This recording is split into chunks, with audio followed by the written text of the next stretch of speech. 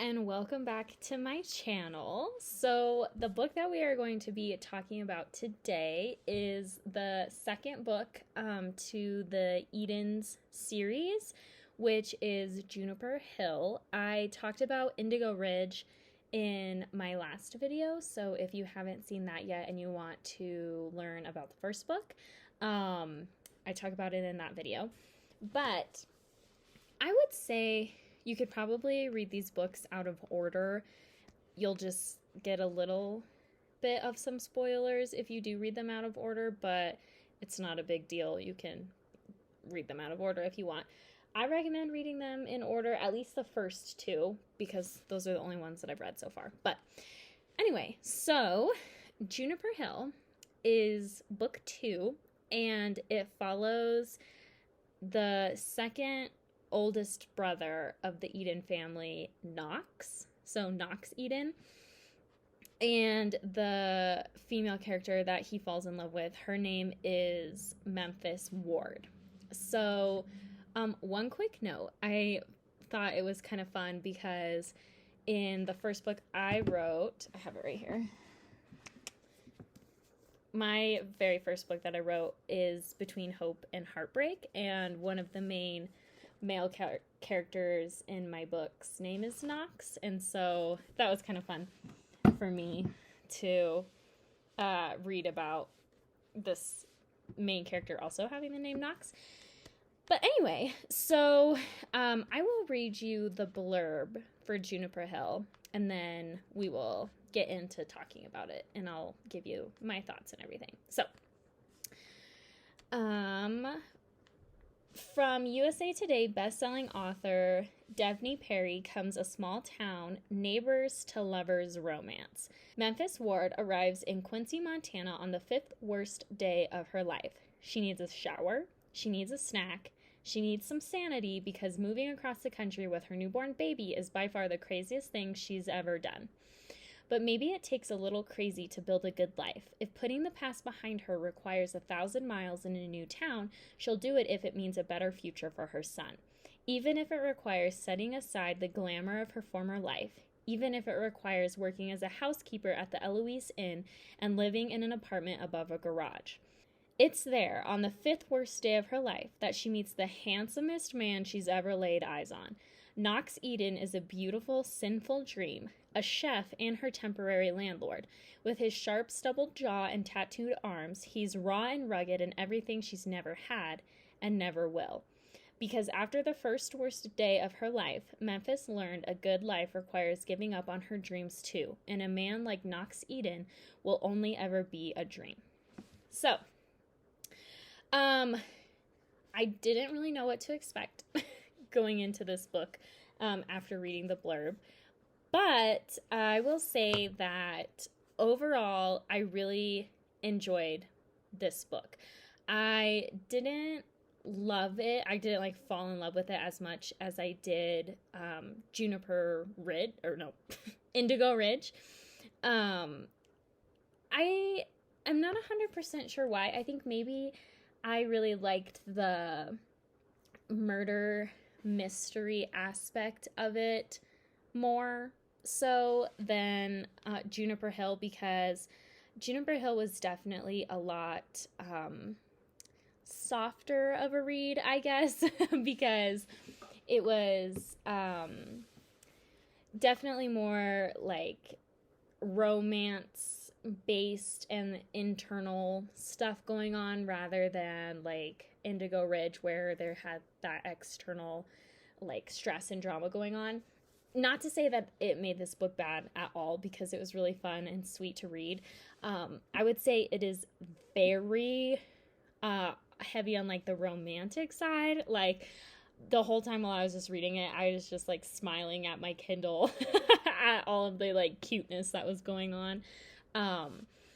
So I would say, yes, trope-wise, that it is definitely neighbors to lovers, because basically how the book kind of starts, and it's talked about in, I think, the epilogue in Indigo Ridge, but basically Memphis gets to town, and it's just her in her car with her little baby, and she basically is kind of not necessarily like on the run, but she's trying to distance herself and like escape from her former life that she had, and she's basically just like trying to start brand new.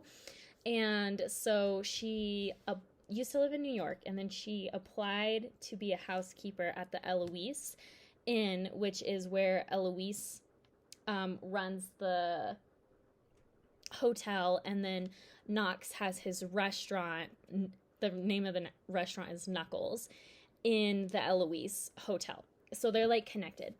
So she applies for this housekeeping job, and Eloise hires her, and she's very excited for her to come and work. But then Memphis tells her that she might not be able to come and work because she can't find anywhere to live, like a place to rent that's in her budget, because basically like she's leaving everything that she has in New York, and she has no money at all. So she has to find something like super reasonable to live, and also to be able to afford daycare for her son, because she, like I said, is starting all over. She's a single mom. Single parent is also a trope in this. And she has to like figure out how to make things work.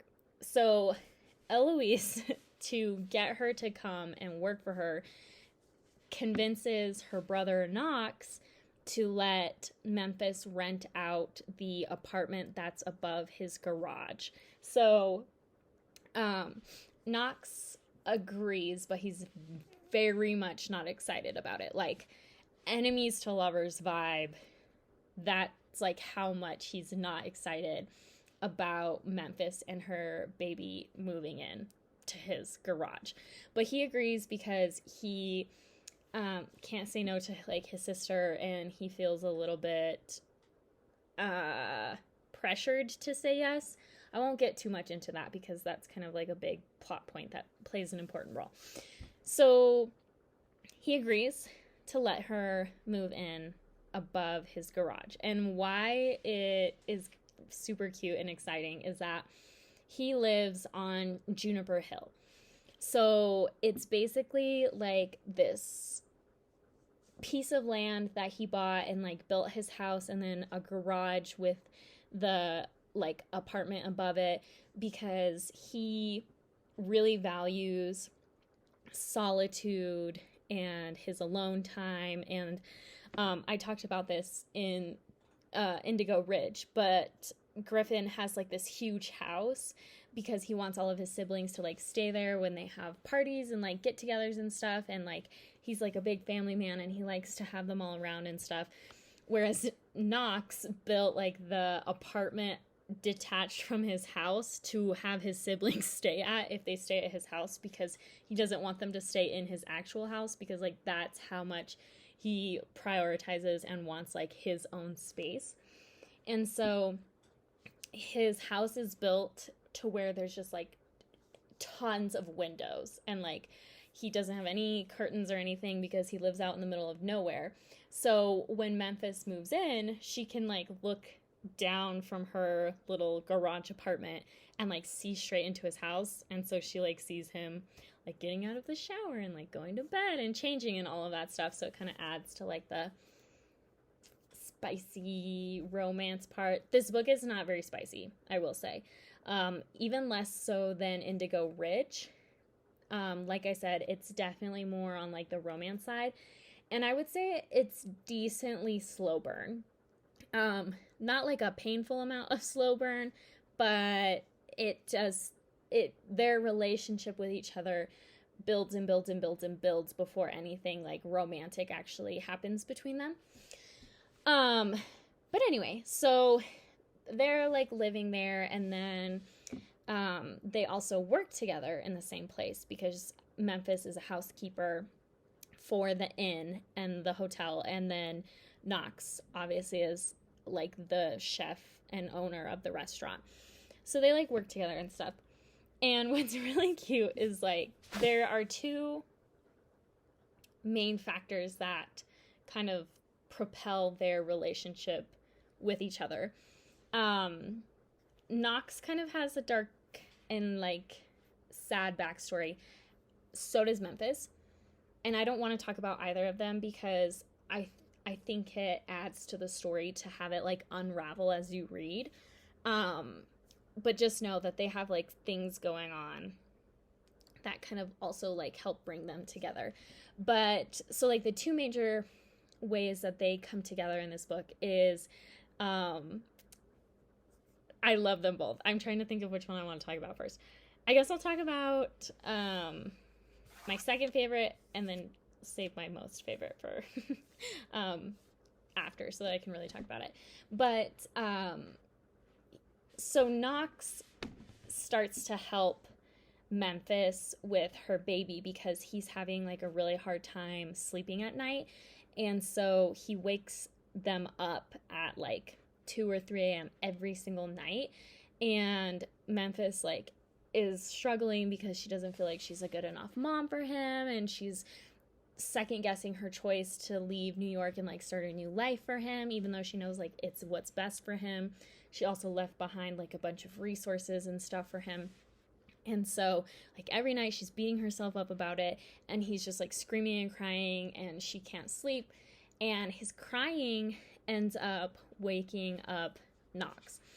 And so he, at first, he's like really mad and annoyed about it, and he doesn't know what to do. And then finally, he starts to go up and help Memphis with her baby, and he'll like walk the baby around the apartment, and the baby is soothed by him and like his deep voice and stuff. So it like gives Memphis finally a chance to relax and the baby a chance to relax.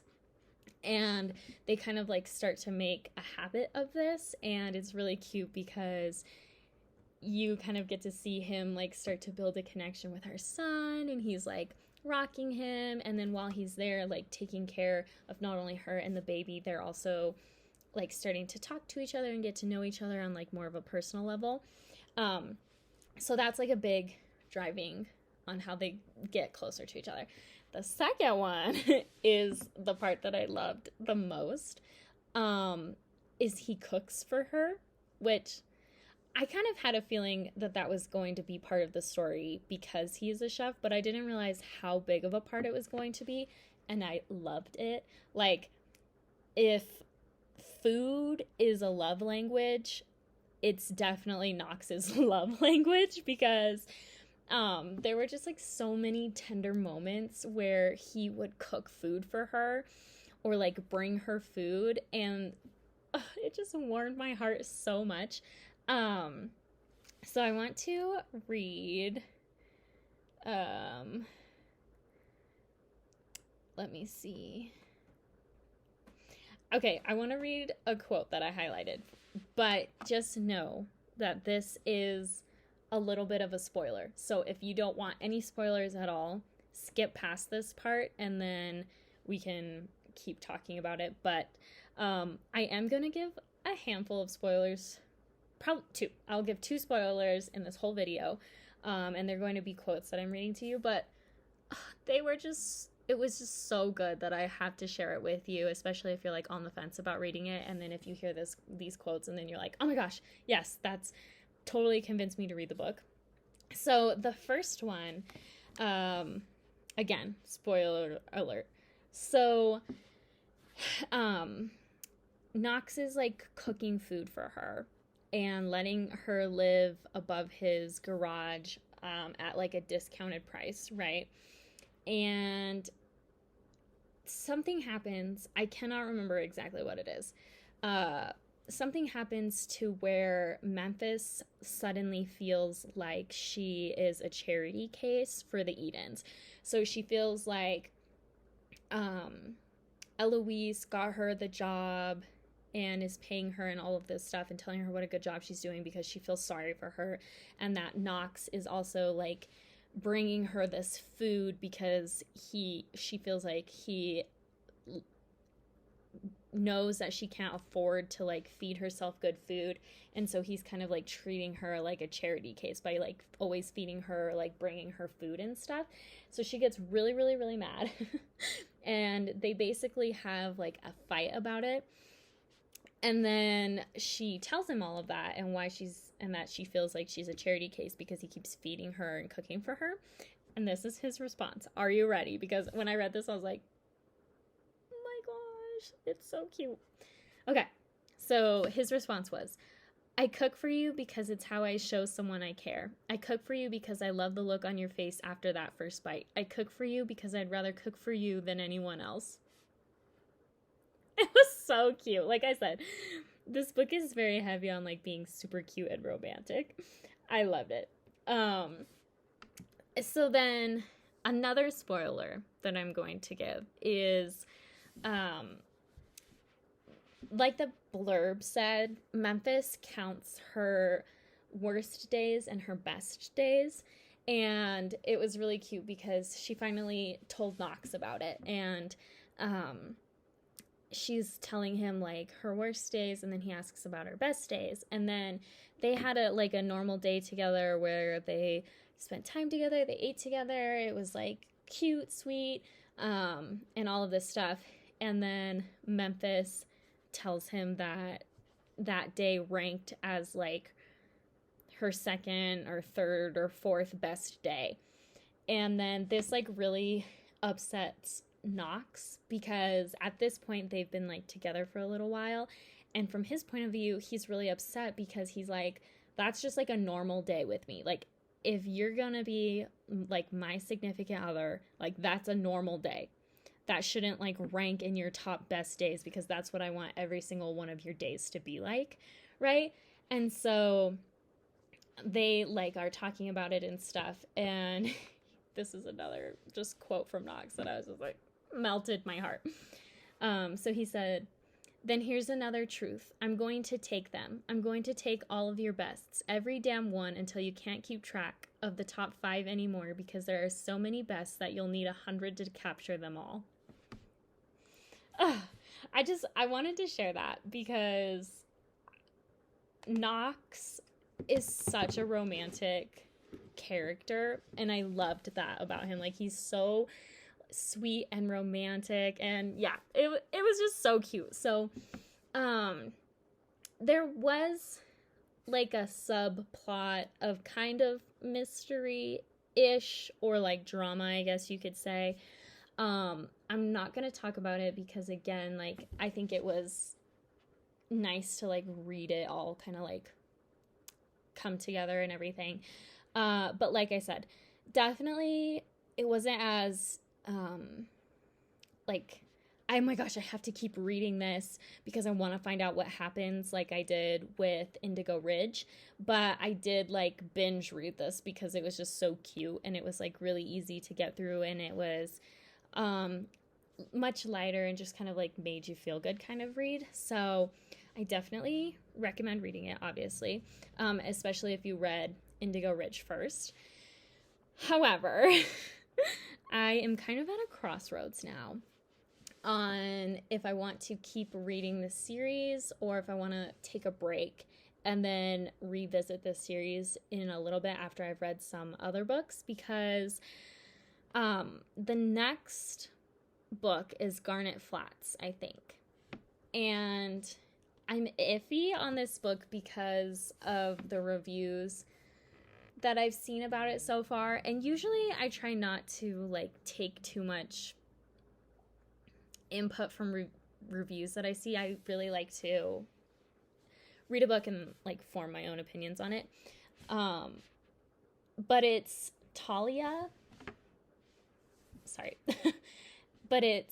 Talia's love story, and then she is, I think it's like a second chance, maybe, but I don't know. I'm not 100% sold on it and like what people have been saying about it, mainly because it sounds like it's kind of like a toxic relationship and that they deserve, or Talia deserves better and all kinds of stuff. So I'm iffy on it, so I don't know if I want to start it yet, but I really want to read the most recent release because I think it is Eloise's story, and I also think it's Marriage of Convenience, which I love. So I might just like take a mini break so that the magic of the first 2 books can like continue to be magical for me. And then I'm going to read maybe something else, and then I will come back to the rest of the series. So I will definitely continue to add them to my cycle of books, and then when I do read them, I'll make sure to add them to the Eden's playlist that I'm gonna make, so that way if you miss them or whatever, you can go back and look at them. But I do think I'm going to take a break from the Edens, and I will come back to it, just so you know. I have no idea what book I'm going to read next, but I do think I'm going to take a mini break. So, just so you know, we will come back to it, but I'm probably going to stop for now. Anyway, all of that being said, I would love to hear your thoughts if you have read Juniper Hill and what you thought about everything, the single parent and Knox like coming in and becoming part of them and all of that. I would love to hear your thoughts. And I'm curious to know who your favorite Eden brother is out of Griffin and Knox, because I have a really hard time choosing between the two. Like, I love them for very different and specific reasons, but yeah, I would love to hear your thoughts. So definitely let me know what you think below, and I look forward to talking with you about the next book next week.